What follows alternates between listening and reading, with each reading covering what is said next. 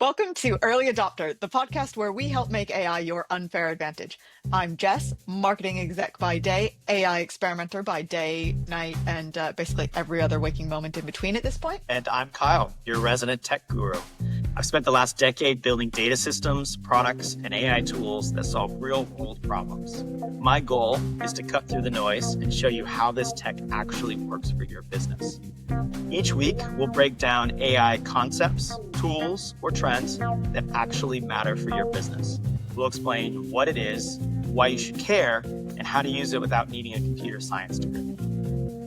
So whether you're a small business owner, an entrepreneur, or you're just tech curious, grab your coffee, close that tab where you've been staring at ChatGPT for the past 3 weeks wondering what to do with it, and let's dive in. Just think of us as your guides through the wild, wonderful, and sometimes completely overwhelming world of AI.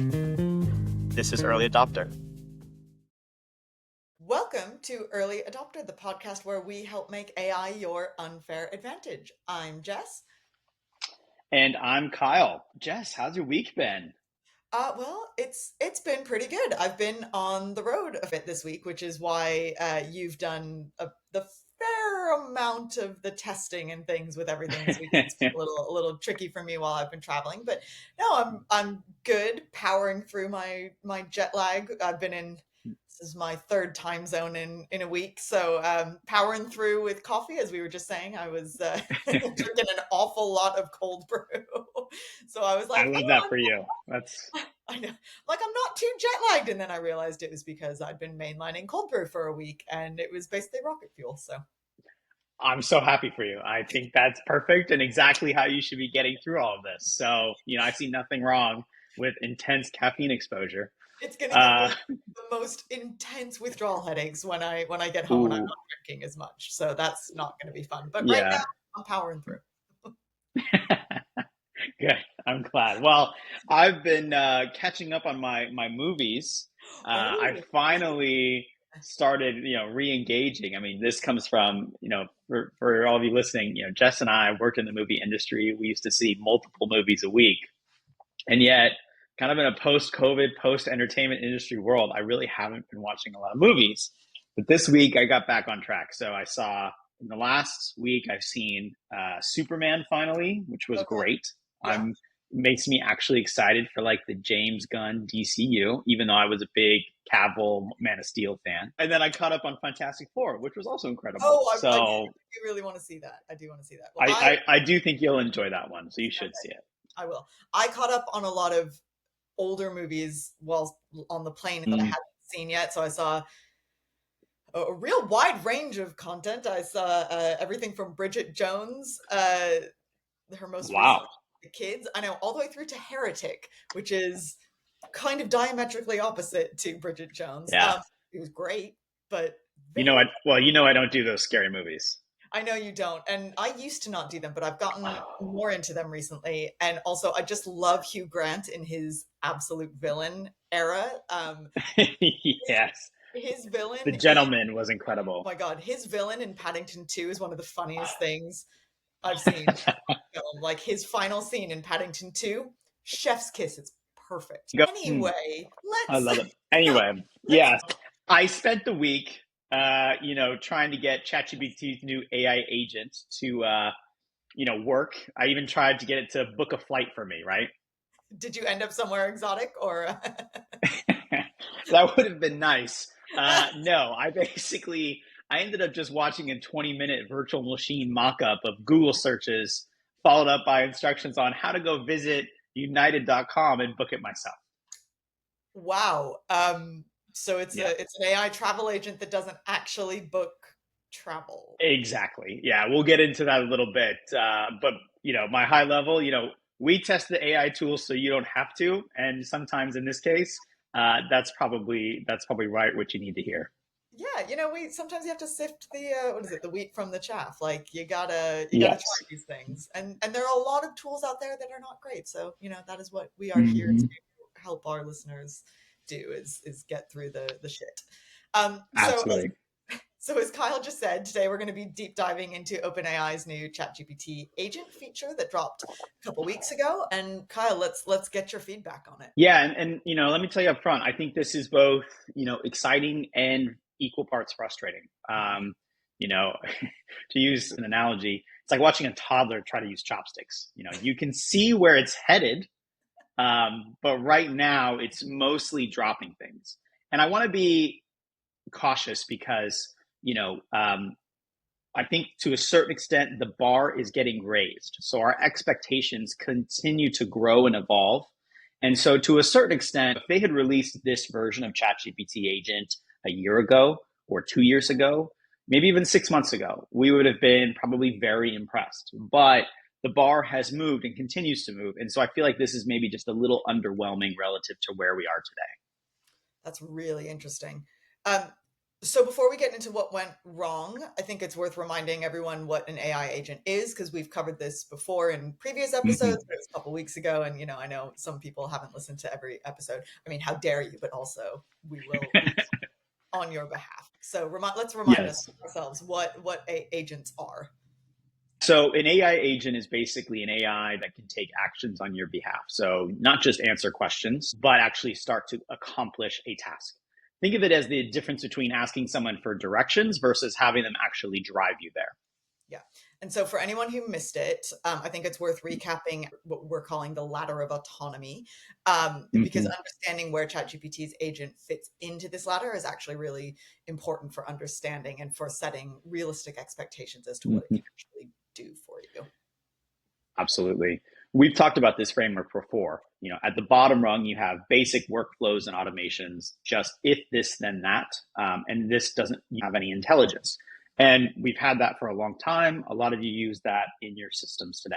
Think of things like automatically sending a tracking number when someone places an order, or someone hits your website and instantly responding with a baked, templated email. Yeah. And then the next rung is their task agents. So these can handle single tasks with some intelligence. So rather than just sending like a tracking number as you would with the first rung, the agent might read the customer email, understand what the subject of the email is. So let's say they're talking about shipping, and then respond with the relevant tracking info plus delivery estimate. So it just adds a little bit of a layer of intelligence onto that, but it's not like taking decisions. It's still very much like following a prescribed path. Yeah. And rung 3 is where it starts to get interesting. Goal-seeking agents. These can handle multi-step processes and make decisions within boundaries that you set, like a customer service agent that reads a complaint, then checks the customer or user's history, understands your policies, and then decides whether to issue a refund, offer store credit, or escalate to a human to kind of take on the additional kind of communication. And then at the top, which is rung 4, is agentic AI. That's a real buzzword at the minute. And that's where the system starts to set its own goal and make strategic decisions. So it might, notice a pattern in refund requests and proactively suggest changes to a return policy. Most people might refer to something as agentic AI, but it's not really agentic, like fully agentic. It's not making decisions for itself. And honestly, that's where you need a lot of guardrails and guidelines, etc. But a lot of people will say that their tool is agentic. It's not really agentic yet. Yeah. And, as we've talked about, maybe we're not ready for that quite yet. And ChatGPT's agents, this AI agent feature is supposed to be somewhere between rungs 2 and 3, between task and a goal agent. So the agent can take actions across multiple applications, make some decisions, but still kind of within the boundaries you set. And the promise is that it could do something like schedule a meeting with X, Y, and Z person about this topic, marketing budget or my financial analysis. And actually go into your calendar, find available times, send out the correspondence to coordinate that meeting, and then book the meeting is how it's built. So it sounds amazing in theory, but as we're about to get into, the reality is, just a little more complicated than that. And I should also say, if you want to know more about agents and some use cases and examples, we did that episode 6 and 7. So a couple of weeks ago, just, go into your podcast player and you can listen to our deep dive into agents where we go much, much, much more in depth on all of that. Yeah. And I think the hope when we wanted to cover this feature, I think the hope was that it was going to make AI agents a lot more accessible. When we talked about it before, some of what the feedback we got was that it wasn't quite accessible. People didn't know how to put it into practice. So I was really hoping that this feature would enable, our audience to start to experiment, play around with that. And I think that is true. I think you can start to experiment, and I think that's going to be one of our takeaways. But I would say set your expectations low. Don't be thinking this is going to solve like some huge part of your business and automate away something, a whole person. We'll get into our intern analogy, but I'm not even sure this quite qualifies as an intern. Maybe as like that summer intern who's just coming in for 2 weeks and you kind of give it some really basic stuff. Wow, damning with faint praise. Yeah. So look, so getting into what the feature actually is, OpenAI's agent is actually an evolution of two features they had before. Do you remember we covered the deep research from a few episodes back? Yeah, so that was the one that could read like hundreds of web pages and write really, really detailed reports and just kind of give you much more background research than it had initially been able to do. Mm-hmm, exactly. And they also had this thing called Operator, which was in beta that could click around websites like a human. And the new agent that they've released basically smashes these two together. So it can research and it can take actions on like the public internet. So in theory, it would look up the flight options, so use the research element to find all of those flight options. And then the operator side Mm-hmm. would be that it would actually book them for you. So that's like what it should, or what we would hope that it would be able to do. Yeah. So in theory, yes. And it's been built that way. And it might get there with some caveats. But what it does is it has this virtual computer with two browsers. So a visual one that can click buttons and fill forms, and then a text-based one for quickly reading content. And then it can run code and generate files. And then using integrations, you can connect it to your email and your calendar and some other kind of off-the-shelf tools that you use every day. So it sounds like it has a lot of potential. Like it sounds like it could be incredibly powerful. So what's the catch? Where did you find that it didn't work for you? uh, where do I start? So I mean, look, I wouldn't say that it accomplished any of the tasks I set it. I think it builds upon that deep research agent that we talked about, and it's a potential little small step improvement to that, but it's again, not a fully automated system. So I tested it with what I thought would be very simple tasks. So first I asked it to do competitive market research and then build me an actual slide PowerPoint deck comparing competitors, market analysis, basically like create me a pitch deck for anyone who's, familiar with those. I mean, that seems pretty straightforward for something that's supposed to be really advanced. Like this is exactly what they keep billing themselves as being able to do. Yeah, and you would think so. But what actually happened is after I asked it to research competitors, and again, the example I used was my cold brew coffee. I'm like, hey, why don't you research cold brew market and then build me a pitch deck to go pitch investors for an early stage investment? And I even gave it some examples like, okay, this is how I would want it to be. This is what I want it to look like. This is the format I want it in, how long I want the, content to be. So I kind of tried to, give it our prompting framework, right? You are this, so roll. I gave it context and then I gave it examples. But, it didn't really work out that well. So what went wrong? Well, first off, watching it work was painful.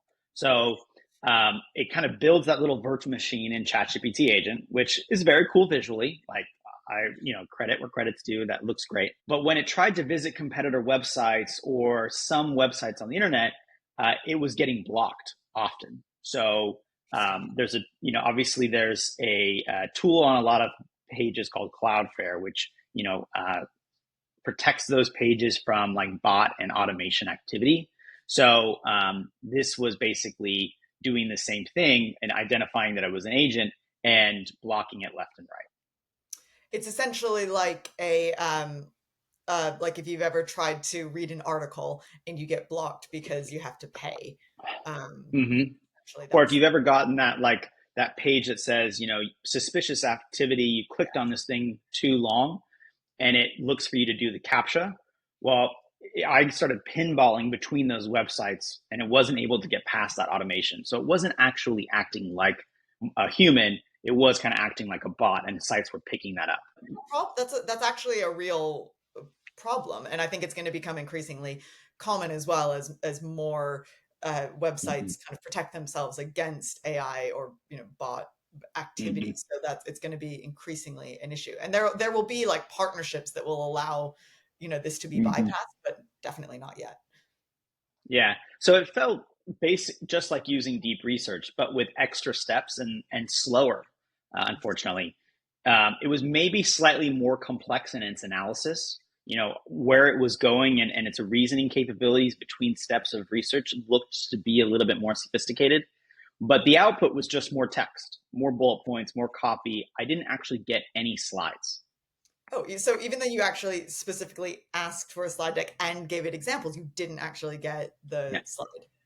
Interesting. Yeah, even though I gave it the examples of what I wanted, and it gave me a really good outline. And the outline was great. And I would say if I wanted to go build a pitch deck, that would be a good pitch deck to go create. But I wanted it to make the pitch deck or to start it, give me like a visual aid.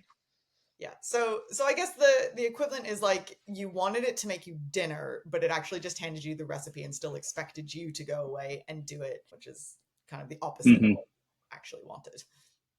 Yeah, and this pattern kind of kept repeating itself as I asked it more things, and we'll get into some more use cases. But the use case that I talk about all the time is how do we fix email? And at the end of the day, I decided not to actually connect to my email. I think we're going to cover a lot of privacy issues and stories with ChatGPT coming up. And while I've felt comfortable connecting Claude to my email and my calendar, I actually stopped and I decided not to connect OpenAI for a lot of the reasons and limitations we talk about. I just don't feel like having it give it full reign to my email is a good idea. We've talked about how I've built agents using like N8N and other platforms to summarize, draft emails, and then I run it through OpenAI with a very clear prompt, and then I get an output that I can do something with. You need to have that oversight, and you shouldn't go towards the full just read everything, start creating drafts, and potentially sending emails. Based on my kind of limited exposure with it so far, I don't feel like it's quite ready to just give it free reign. I think that's probably a pretty smart move on your behalf. Yeah. And look, I did give it a couple emails in a small condensed setting, and they were fine, but I wouldn't have wanted to send any of those drafts without editing anyway. So it didn't even quite capture a lot of my personal style. So I don't think it has the memory context when it is in the ChatGPT agent side. So again, it's missing some of those building blocks that I think have gotten us to the point where we go, oh, ChatGPT is great. It sounds just like me. It doesn't have that quite yet. So it's not exactly the personalized assistant that you were promised. But what about Mm-hmm. that flight booking example? Because I personally hate booking flights and hate booking hotels. It's one of my biggest pet peeves. So anything that could do that on my behalf, I'd be over the moon about. But how did you get on with it? Yeah, and I see real promise for this. I agree with you. This could be incredible to coordinate your travel with friends and book flights, book hotels, and kind of get everything ready and build your itinerary. But I will say, when I tried to book this flight, this was probably the most frustrating 20 minutes of my week. I asked it to book a flight for an upcoming trip to New York, which very simple task, right? And it fires up a visual browser. It shows me it's researching flights, puts up a little virtual machine, and I see like all of these Google flights, right? And as I'm watching this thing work, and it's really only using Google Flights. It's not checking airline sites. It's not looking at aggregators. It's just basically searching Google. And here's the kicker. I watched it do this for like 15 or 20 minutes, like constantly iterating through different Google flight options. I could have done the same search in literally 30 seconds. So it took 20 minutes to do what you could have done in 30 seconds. Absolutely. I mean, I literally sat there for 20 minutes only because of the pod. I was doing it for the pod. After all of that theatricality, at the end of the day, it just ended up giving me step by step instructions of how to go book it myself. Go to united.com, click on book flight, enter your departure city, right? I mean, nothing in there was actually booking anything. So it basically just wrote you a WikiHow article on how to book a flight, like something that you've been doing for 30 plus years. Basically, yeah. Only benefit of it was that it gave me like I think it gave me 4 flight options based on the data and the context I had given it, which again, I could have reasoned through really quickly. So, and the other thing too is as it's looking through the Google Sites, it wasn't really accounting for availability either, right? I'm a little dubious on whether or not those flights are available or how many seats are available. I have no information. It didn't actually go into the booking to see like which seats were available or anything like that. So this kind of promise of it using the browser to act like a human and really go through the process also kind of fell short. Well, because that's like what an aggregator would do. Like if you go to Expedia or whatever, they're connected into those systems, so they know how many seats Mm-hmm. are left. So like that's the benefit of using those Yeah. aggregators. Yeah. And so it wasn't connected to any actual booking systems, you know, I mean, yeah, I gave up pretty quickly on that one. Okay, so I mean that's quite a complicated task. So I can understand it may have Hmm. struggled a little bit with that. But what about a simpler task? What else did you give it to try? Yeah, I thought let's try something a little more straightforward. And a lot of the documentation talks about how it's really good on government websites. Why that's the case, I don't know. But then again, I'm like, actually, booking a DMV appointment, super frustrating. So if it can handle that and iterate through, maybe that'd be great. And it started pretty well. It opened up the real DMV website, went to the specific location that I asked it for, navigated through the pages. As it was navigating through the different time slots and figuring out what was available, it was kind of annotating itself, telling me what. So as I watched it, it was almost like it was kind of having a conversation. So again, the UI of it was actually quite good and useful. But because it's annotating and going through, it's also very slow. Yeah. But then it hit the calendar interface and it just kind of got stuck. So as it's iterating through every single available date and time slot, you know, it would like click on Monday, check times, click on Tuesday, check times, right? It just got very slow and it just got hung up through that loop. When we talk about like our ladders of autonomy here, if I'm trying to get to an objective, I don't really care about that. Find what I need, move on to the objective that I'm trying to find. Whereas this was very more on the task side of like, just check all the times and see if there's availability, right? It didn't really have that objective or goal in mind. So did it actually find you a good time? Like did you end up booking the appointment through the agent? No, after about 15 minutes, I realized it wasn't going to actually finish. I just kept going through each one and I lost patience. But I mean, I would as well because the point of using something like that is so you don't have to do it yourself. So what's the point of it? Yeah, and I think the visual experience that they tried to accomplish, where they show you the browser and show you working, has a purpose. But and it's kind of interesting to see what's happening underneath, you know, the underneath all of it. But ultimately, I just want the task to get accomplished and quickly. The reason that I think they did that is because it may come up to points where you have to click something and then they want you kind of involved in that process if it gets hung up at a point. But that didn't actually come up for me. There wasn't somewhere that I got stuck and I needed to click on it, so it was pretty useless. So it's basically just slow at thinking, it's slow at clicking, it's just slow in general, which is the opposite of what you want to use it for. Yep. I will say one interesting thing is you can run multiple agents at a time. So because it spins up its own virtual machine in the background, they run in the background like deep research does. So theoretically, you could have one researching flights, another one working on that DMV appointment, another one drafting emails, another one creating analysis. You have no limitation. Sometimes when you're having a conversation with ChatGPT, you're kind of focused and stuck building through all of this. You can kind of set it and forget it on a lot of different tasks and have it kind of go out into the world without you.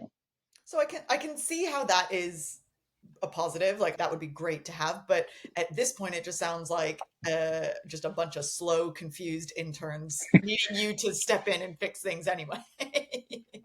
So basically, this just sounds more like it sounds less like a productivity tool, which is what it's supposed to be, and more like a productivity trap. It feels like one of those things where you just end up sitting in front of the computer for ages, just watching it try and do something. But so, like, how does it actually compare to like an e-commerce site? Yeah, and I did quite a bit of research on what other people's user experience because I wanted to make sure that it wasn't just me and user error. So I looked at a lot of Reddit user posts and did quite a bit of research and people testing it on actual e-commerce sites like Amazon, Best Buy, Walmart. it just couldn't access those, right? So there was just a lot of error pages everywhere. So it can actually shop on some of the biggest sites on the internet. I mean, right now, that doesn't really surprise me. It's, some of the like the firewall stuff that we were just talking about. Hmm. But Yeah. Yeah. Cloudflare, I think, protects like 20% of the internet, and it's actively blocking these agents. So it's going to have issues with those websites. interesting. That kind of makes sense when you think about it. Like most sites want AI to read and talk about their content because that's really good for Hmm. SEO and for discoverability and things like that. But actually letting AI control the user flow is Hmm. pretty different. You kind of lose the entire user journey. You lose, this is stuff that I on the marketing side of things deal with all the time. Hmm. You lose the ad impressions, you lose, all that stuff that's going to monetize the site or help from the marketing side.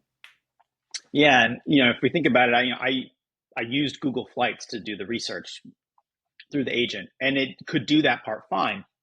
But when it tried to actually book through United or Delta's websites, it was blocked. These travel sites have spent millions upon millions optimizing booking flows and perfecting that user journey. They don't want AI to bypass all of that, even though, quite frankly, I think from a user experience, it would be a lot better.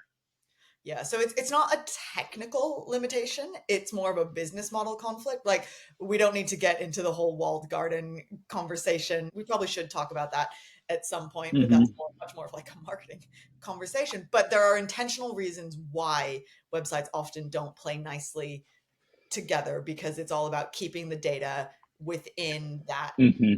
website's own walled garden. And so it makes sense that they don't want the AI coming in and kind of taking over that process because it then and there's data privacy issues involved, etc. But like then once that walled garden is breached, then they lose that data, Yeah. which for them is the really valuable thing. Absolutely. Yeah. And look, there are some use cases where this is useful, and I think those use cases will grow. So there was a person who wanted to find contact info for tutors and then draft personalized outreach emails. That's a great use case for an agent. They used it for, to basically find tutors, reach out to them, and kind of do all of this pretty, quickly and easily. Another person used it for brainstorming and connecting to their GitHub repo for development work. Now, personally, I would be very cautious around that, but people are starting to try all these things out and get decent results. Also, we should say that for anyone who isn't aware, a GitHub Mm. repository is where all of your code lives. So that is where Hmm. that is where you put your code to keep it safe so that you don't lose it. So giving OpenAI or an agent access to it means that you're essentially giving it access to the entire building block of your website or your app or Hmm. whatever built with it. So it can get a little iffy. So Yeah, and so remember, we know that ChatGPT then saves that for its training data, so you're basically well, giving someone your yeah. app. Exactly. So basically, if we kind of boil it down to everything that you've talked about, it's pretty good for research and for drafting content, but not actual actions. That's kind of where it falls down. Yeah, pretty much. And I think the thing that really gets me is the speed. That was pretty frustrating. It's quite Mm. slow. So OpenAI's own examples show it taking 5 minutes to plan a date night or 25 minutes to create a slide deck that analyzes earnings. I mean, 25 minutes is crazy because I could do that in 25 minutes. Like the point of it is that it speeds things up. 25 Yeah. minutes is way too long. And yet, one OpenAI researcher that was talking about this said ordering cupcakes took almost an hour. So, sure, it saves it from you doing it yourself. And I guess it's technically happening in the background. But an hour, I could drive to the bakery, order, and back, and probably save myself time. Oh, 1000%. That's crazy. But so you also said that it could browse the web and it could log into sites with credentials, right? Like that seems like it has potential. That's what it advertises. Again, that's how it's built. But another fun discovery, I tried to use it to research latest funding rounds on Crunchbase, which would require me to log in with my pro account, pull the data, and then make a nice CSV, which again, sounds like a great use case for an agent, but it flat out refused. So it said, even with my credentials sitting there, it gave me this spiel about how it can't accept usernames and passwords, won't impersonate users, can't submit forms, only would take me down a path of using like APIs. That's like the whole point of an agent, though, isn't it? Is that it's supposed to act on your behalf. And I get what they're trying to do with it. They want to make sure that there's guardrails implemented so that it doesn't just go off and impersonate a user. Mhm. But that also seems like a fairly fundamental like Yeah. issue. I mean, I think you're right. From a security standpoint, it's probably the right call. But what that means is that the agent can only browse public websites, click around on non-authenticated pages, maybe use some APIs, but it definitely means no logging into your LinkedIn, no accessing your Gmail directly unless you've done the integration. Definitely don't say you should do this, but definitely no bank accounts. But anything that has that kind of like that login wall, which is most sites, and I believe most sites are going that way because you want to protect your data, it's going to get stopped at. So essentially, when they say that it can browse the web, they really mean it can browse part of the web. Yeah, exactly. It can browse the public web. So Wikipedia, again, government websites. Why government websites? I'm not sure. Blogs, anything that doesn't require a login, and also any large sites that aren't trying to control the user journey, like we talked about, that isn't actively trying to block you. But the moment you need authentication, or the moment you need to kind of delve kind of past that initial layer of the internet, you're going to be out of luck. But that's a major, major limitation. Like, this is the whole reason why people want to use it, is to allow Mhm. them to not have to do the things that require authentication and, whatever the case may be. So this isn't ideal. No, and maybe this improves over time, but for right now, when you take into account Cloudflare blocking it, major e-commerce sites rejecting it, and then not being able to log into the services where you have legitimate access, we're basically left with an agent that can only interact with the simplest, most open parts of the internet, and like you said, is just very limiting. Interesting. So, what's the Reddit consensus? Because Reddit is, for its faults, Reddit is a great place to kind of Mhm. get public opinion, and because they definitely will tell you the Yeah. unvarnished truth. And while there were a lot of great use cases, that some of which we identified, for the most part, I would say it probably leaned towards negative. And in the cases where there were some people who really didn't hold back in their Never scathing do. reviews, They never do on Reddit. the general sentiment is that it's great for low complexity tasks, filling simple forms, doing Wikipedia research, brainstorming, kind of just that slight step up above deep research. But for anything involving real commercial websites or complex interactions, it's going to fall flat. Do we think that this is going to get worse? Like, are we going to find that more sites are blocking agents? Almost certainly. That's my prediction. If I think about this from a business perspective, if I'm Amazon and I spent decades perfecting my recommendation engine, my checkout flow, trying to upsell, Mm. other things. I mean, that's a big part of what Amazon does, is you buy one thing and then it upsells you additional things. Why would you let an AI agent bypass all of that and just buy stuff directly? You're losing a lot of what makes you really sticky and what makes you purchase more. Not to mention, Amazon have their own AI agent that they want to prioritize and make Mm-hmm. sure that you're using, because it will do all of those things like the upsell kind of built into the flow. Because it's Yeah. essentially like going into IKEA and not walking through and seeing all those little things that you Yes. can grab, and just going straight into the warehouse part of IKEA where everything's in boxes, and you just grab that one specific thing rather than picking up all the crap that you don't necessarily need, but you get to buy because it looks good in the displays. That's a great example. And I think about the user experience of IKEA. You sometimes you kind of need to see it displayed and need to see the Well, things around it. Yeah, there's totally a reason for that. There's whole industries around UX and product design people that have, really fine-tuned what these things are. Travel sites make money from the extras and the upgrades, upselling you, to first class. But the entire web economy, yeah, premium economy. But the entire web economy is built on user journeys, right? Not agent transactions. So we have a real kind of friction that is starting to come up because of these AI agents. Were there any really specific examples that you found that stood out on Reddit? Yeah, there was a brutal one. Someone asked it to copy documentation into an HTML file. So the ChatGPT agent browsed all the pages, showed the progress and the annotations, acted like it was working. just like with my DMV example or with my booking page. But then it returned just a tiny getting started snippet. And so it completely missed 90% of the content. And basically, what you're saying is that it's really good at research, but it's not great at the execution. But are Mm-hmm. there any tasks that it's actually good at? Because it sounds like we've done a lot of negatives here.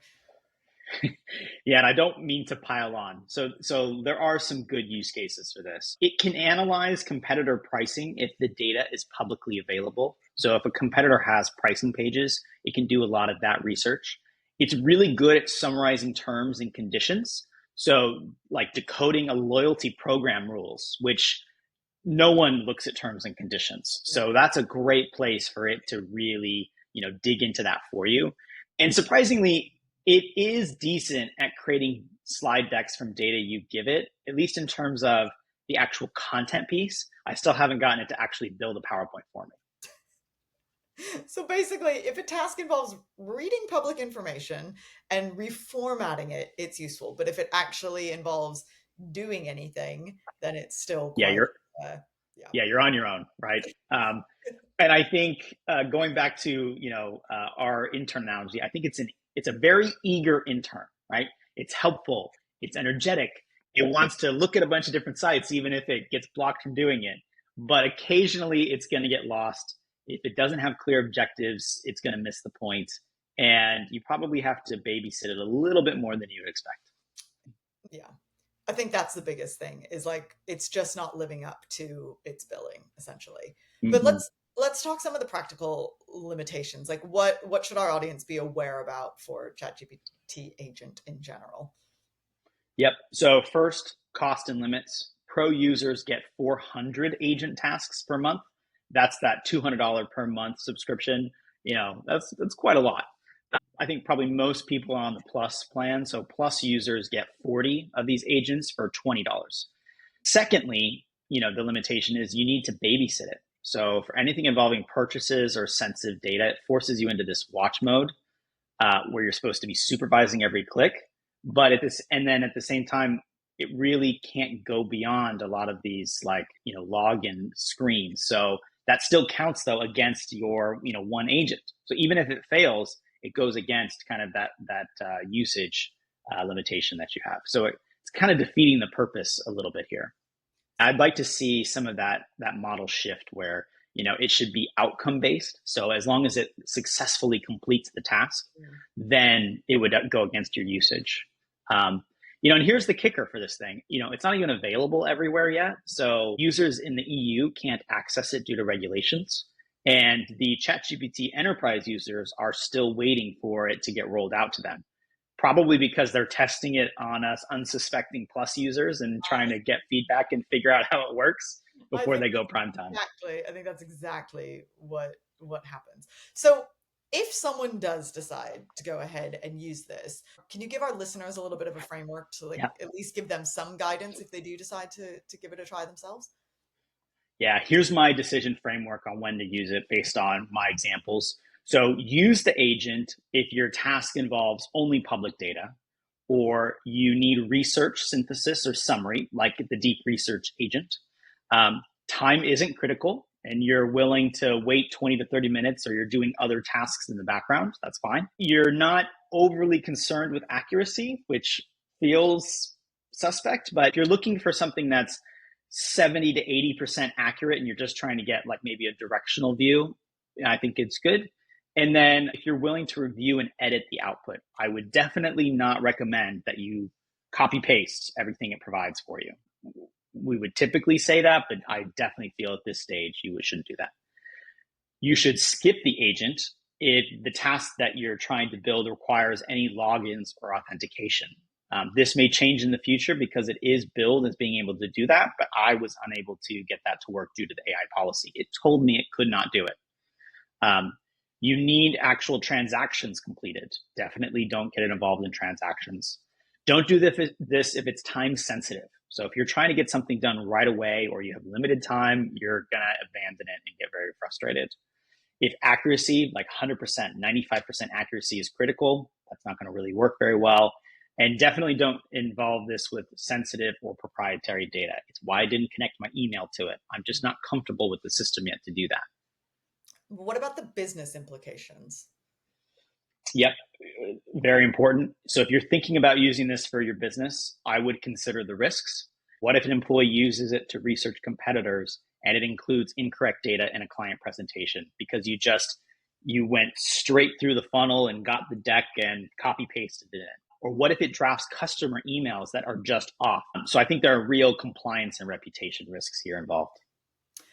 So it's not really ready for prime time, right? It's not quite there yet. But where do we think it could go? Because I do feel like it's very early days for it. It feels like we're seeing version 1 of something that could potentially be massive.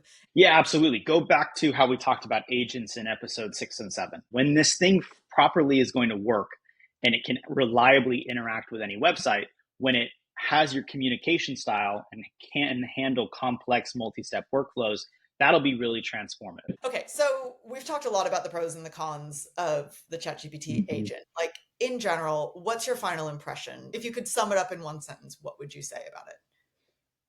Yeah, this ChatGPT agent feature is like seeing the first iPhone, but knowing that the iPhone 15 is coming. So that first one is clunky, it's limited, it's frustrating, it takes a long time, but it's also a glimpse of how we'll all be working in a few years. So don't dismiss it, but also don't depend on it, I would say, yet.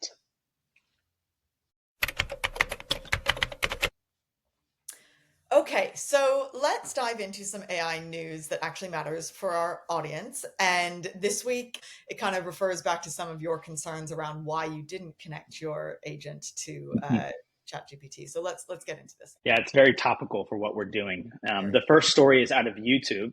They just announced the US rollout of an AI powered age estimation system that can detect teen users, even if they lie about their age when signing up.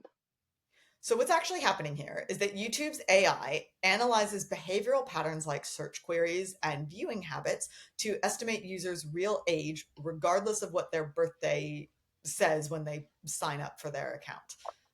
Mhm. And this rollout comes in response to pressure from lawmakers and child safety advocates. So, social platforms, including YouTube, are under a lot of scrutiny for how they impact teen mental health, from algorithm driven rabbit holes to exposing minors to inappropriate content. I mean, Australia has just put in like a blanket ban on social media for under 16s, and YouTube actually had an exemption, but I believe that exemption has now just been revoked. So Mm-hmm.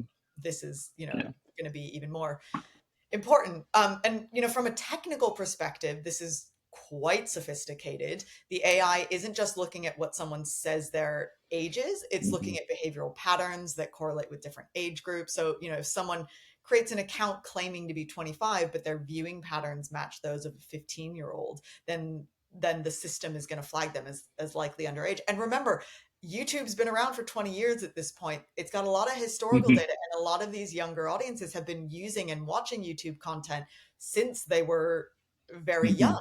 So it's going to have a lot of historical data. So even if you say you're 25, it could say, well, you've only been on YouTube for X number of years, or you were watching kids content 5 years ago.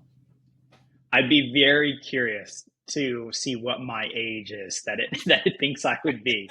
Um, and look, this is a real problem, right? We know that these rabbit holes are an issue. We know that the youth are struggling with kind of this social media world. A lot of studies around that. So there are some clear benefits here. YouTube says it will help apply content restrictions. This will eventually allow it to limit data collection from minors. Although I'm a little dubious on that statement because you need a lot of data to really understand it. But ultimately, this does improve safety. So it would, some of the ways that it does that is disabling autoplay, restricting ads, and then limiting certain social features on the site. I mean, there is absolutely no doubt that this is a real problem, and it's something that YouTube's been grappling with for quite a long time. And Mm-hmm. so something absolutely needs to be done. I just don't know if this Mm-hmm. is the answer. I mean, we know that teens lie about their age to access restricted features. Like that's been going on for a million years. Yeah. Look, that's why kids had fake IDs, right? So they could get into a bar. Like no, Great None of example. this is new. It's just the digital version of it. But Mhm. we know because we know that they're trying to access restricted features. So relying on self-reported birthdays just isn't going to be effective. And I think that there is an acknowledgement of that. Mhm. But there are some serious concerns here too. Obviously, there's the privacy aspect. This system requires analyzing detailed behavioral data. Like, think of everything you watch, it's analyzing. And then essentially, what that means is that they're profiling all of their users, including the minors. Yeah, and there's a major accuracy question as well. Like, what happens if the AI gets it wrong? Like, it can very easily We misidentify. talk about that all the time, right? That's our Absolutely. favorite segment. And also, not everyone behaves in the same way. There's obviously outliers. Not all teenagers are going to be watching the same Yep. content. Or if it misidentifies an adult as a teen, then they're going to lose access to certain content or features. You know, and it's not easy to appeal these sorts of things. And if it misidentifies a teen as an adult, then the whole system breaks down. That defeats the point of Yeah. all of this. And as we again have talked about endlessly, no AI system is 100% accurate at this point, and the consequences of errors in this sort of situation could actually be really significant. Mhm. I have a prediction. I think we can safely say that this is going to end up on our AI gone wrong segment down the line. I think that you are accurate in that prediction. That's right. But there's also the broader question. So, are we normalizing behavioral surveillance in the name of safety? There's always that trade off between privacy and safety. So, today it's age detection, but what will we infer next? And like it's a case study in AI trade-offs, right? Like YouTube has good intentions here. The safety issue is a real concern. Like no one is questioning that, but they're making predictive assumptions, as you say. They're doing behavioral analysis, all of that stuff about people based on patterns, not fact. And people don't behave in patterns. Mhm. People are people. They change their mind. They do different things. They Mhm. don't, they're not agents. They don't follow specific set courses, no matter what you might think about it. So, for our audience, I think this story highlights several really important issues about AI deployment. So, Mhm. first of all, even really well intentioned AI systems can have unintended consequences. And second, when you're using AI to make decisions about people, accuracy and bias are really, really important things to be aware of. We talked about it with women, we talked about it with race. The bias in AI really does Mhm. have long-term effects. And I think the practical takeaway for our audience of business owners and entrepreneurs and founders is that if you're considering any AI system like this that analyzes user behavior or makes predictions about people, and there are a lot out there, especially in marketing segmentation and things like that, you need to Mhm. think really carefully about that accuracy and the bias and the privacy and the unintended consequences. Now, our second story this week comes from Microsoft, and it's one that I think is going to hit close to home for all of our listeners. Microsoft just released an internal list of jobs that they believe will be replaced by AI. And it's not just the obvious candidates either. This is really significant because it's coming from one of the companies that is building a lot of the AI technologies that we're talking about. So when Microsoft Mhm. talks about which jobs AI is going to replace, they're kind of talking from a position of like really understanding and knowing what that technology is capable of. And what's particularly interesting is that the list isn't blue collar or entry level positions. It includes roles like market research analysts, tax preparers, financial analysts, writers, and translators, which kind of makes a lot of sense. But Mm. these are knowledge workers, right? When we think of the Industrial Revolution and other, technology advancements, traditionally knowledge workers were considered safe from automation, and that's not the case with this revolution. What's important to understand here is that, and this ties back to our conversation with Sean around proficiency before efficiency. Microsoft isn't Mhm. saying that these jobs are going to disappear overnight. They're definitely not. But they're saying that these roles are going to be fundamentally transformed by AI, which is a really different thing. This definitely aligns with what we've been saying about AI being a multiplier rather than a replacement. These are jobs where AI can do a lot of the heavy lifting, data analysis, repetitive tasks. Okay, ChatGPT agent aside, where it's not quite ready yet, but it's going to get there. And this will free up people for strategy, relationship building, and creativity. That relationship building piece has always been important. It's going to become so much more important in the future. I think it's really important to flag what's not on the list as well. So, roles that require complex human judgment, emotional intelligence, creative problem solving, like those are largely absent. Those are things that very much need that human input. So, Mhm. while a financial analyst might see the number crunching automated, they're still going to be needed for interpreting those numbers in a specific business context with their 10 plus years of experience and then making the strategic recommendations because the AI still can't quite do Yeah. that. Which is music to my ears because as a data person, I don't want to keep crunching numbers, right? And if you're a business leader, this list should not prompt layoffs. That's the wrong way to interpret this. It should spark planning. So, how do you upskill your team? How do you redeploy talent toward higher leverage activities? How do you build more human interactivity into what you're providing to your customers, your users, et cetera? And this is why that AI literacy we keep talking about is so crucial.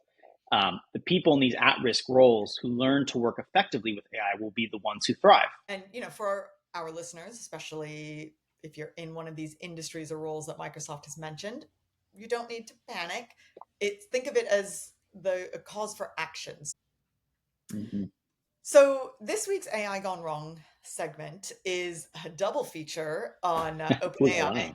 Yeah, they've had quite the week, and it really illustrates, as Kyle referenced earlier, why you need to be extremely careful about what information you're sharing with your AI tools. Yeah, we've talked pretty frequently about how ChatGPT isn't a secure environment, especially for sensitive business information. And this week we got some pretty stark reminders of why those warnings matter. So the first story is a warning that came directly from Sam Altman, who's the CEO of OpenAI. In a recent interview, he warned that there's no legal confidentiality when using ChatGPT as a therapist, which is something that we've talked a lot about. Please don't do this, or for any kind of sensitive personal conversations, which I think also could imply for sensitive business conversations as well. Yeah, what's particularly striking is that this is coming from the CEO of the company. Usually, companies downplay privacy concerns or give vague reassurances. But Altman is being refreshingly honest about the limitations of what they can promise in terms of confidentiality. It's what we've been telling our listeners for weeks. It's validated here by the CEO. But I think it's a really great step to see a little bit more transparency in these systems. It feels like he's being like he has to say these because with some of the legal battles Yeah. that they're facing. Well, and they're under a ton of scrutiny. Yeah, Everyone is watching what ChatGPT does. yeah, exactly. And we've consistently said don't put sensitive business information into ChatGPT, and this is essentially Sam Altman confirming that stance. He's basically telling you that anything that you put into ChatGPT could potentially be accessed by OpenAI, by law enforcement, by other third parties. So just be very conscious of that. So if there's no legal confidentiality protection, that means sensitive business information could potentially be subpoenaed or accessed in ways that most business owners probably haven't considered. And this actually leads really nicely into our second OpenAI slash ChatGPT Mm-hmm. story of the week. Even when companies have good intentions and they claim to have strong privacy policies, technical failures can often expose your Mm-hmm. information in a way that nobody anticipated. This kind of happened a couple months back with Meta's AI. So Mm-hmm. why don't you tell us what's happened with ChatGPT? Yeah, that's right. Very similar to the Meta story, but OpenAI had to remove a ChatGPT feature that allowed you to share a conversation. So what happened is these private conversations started leaking to Google search results once you clicked on the share button. And I mean, I would say this is every business owner's nightmare, but I think it's every person's nightmare. And it's exactly the kind of thing we've been warning about. Now, granted, I don't even think we thought it would get to this, but if you start putting sensitive information into systems that weren't designed for business critical data or for your therapy sessions, and you share them, they could get leaked. ChatGPT had a feature that allowed users to share conversations publicly, which is exactly what the Meta issue was as well. I don't understand who thought that that feature is something that people wanted because I just don't think that people Yeah. do. But Anyway, but basically there was a bug in the system that made some private conversations indexable by Google's search crawlers, which essentially means it can appear in Google Hmm. search results. So conversations that users thought were private were actually being found and indexed by search engines, which meant that you could search for something and it would pop up on Google. Hmm. And obviously, the scary part is that you had no idea this was happening. So people were just using ChatGPT normally, thinking their conversations were private, while those conversations were being discovered by anyone doing the right Google search. And it's fixed the issue. Like we have to give them credit. Once it was Hmm. discovered, OpenAI fixed the issue and removed the feature. But the damage has kind of been done. And a lot of private conversations were already indexed by Google, and there's no easy way to completely remove that information from the search results once it's Yeah. out. Yeah, a stark reminder that once it's on the internet, it's out there forever. But so now we have two big data risks: legal exposure and technical failure. And together they prove one really important thing, which is AI systems must be treated like any other third party tool with risk. These AI systems should be subject to the same internal risk and compliance standards as all other platforms. We always tell our listeners to implement the New York Times test. So essentially, if you wouldn't be comfortable with Mhm. information ending up in the New York Times, you probably shouldn't be putting it into ChatGPT. But I think both of these stories really just drive home that anything you say could end up in either on Google or in a courtroom. Mhm. Again, going back to our ChatGPT agent, I wasn't comfortable connecting my email, and based on these stories, I'm even less so. Yeah, perfect example. And it really goes to show why the minimum viable AI policy that we talk about with Sean is so crucial, because you need Mhm. really clear guidelines so that your team knows what information can and can't be shared with it with its, your AI tools, and why everyone on your team needs to understand these boundaries. So the bottom line, if you're using AI for business purposes, treat it like any other third-party service where you need to carefully consider what information you're sharing and what the potential risks are if that information becomes public.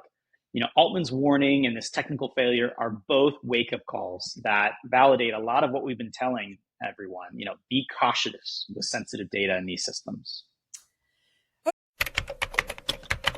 Okay, so that was a lot of information. Let's give our listeners some quick wins that they can implement this week. Yeah, if you haven't done it already, we've been harping on this. Do the Chat GPT audit that we keep talking about.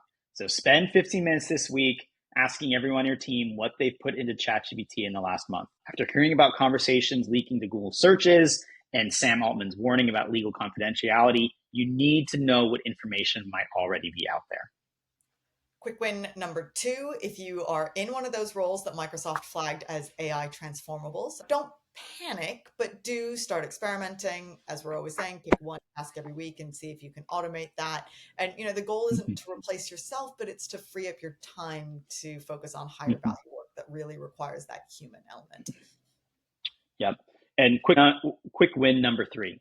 Based on our ChatGPT agent testing, if you want to experiment with agents, start simple and set realistic expectations. Use them for research or first drafts, tasks where 80% accuracy is acceptable and you don't have time to review it. But do not try to automate anything time sensitive or mission critical yet. So let's bring this all together. This week, we've seen both the promise and the peril of AI. Our ChatGPT agent experiment showed what's possible when you use these tools strategically, but also highlighted how far we still have to go before they're going to be truly reliable for business critical tasks. So the moral of the story is, don't dismiss AI agents because they're not perfect yet, but also don't depend on them for anything critical. Use this time to build your AI literacy, understand your workflows, and prepare for when the technology catches up to the promise. Thanks for listening to Early Adopter, where we help make AI your unfair advantage. If this episode helped clarify the current state of AI agents and how to navigate the privacy landscape safely, please share it with another founder or entrepreneur. Help us grow our community. And don't forget to follow us on social media at early_adopter without the E. And we're everywhere: Instagram, TikTok, LinkedIn, YouTube. So until next time, keep innovating responsibly, stay curious, and remember, AI is your unfair advantage, but only if you use it wisely and understand its current limitations. Absolutely. See you next week, Jess. See you next week, Kyle.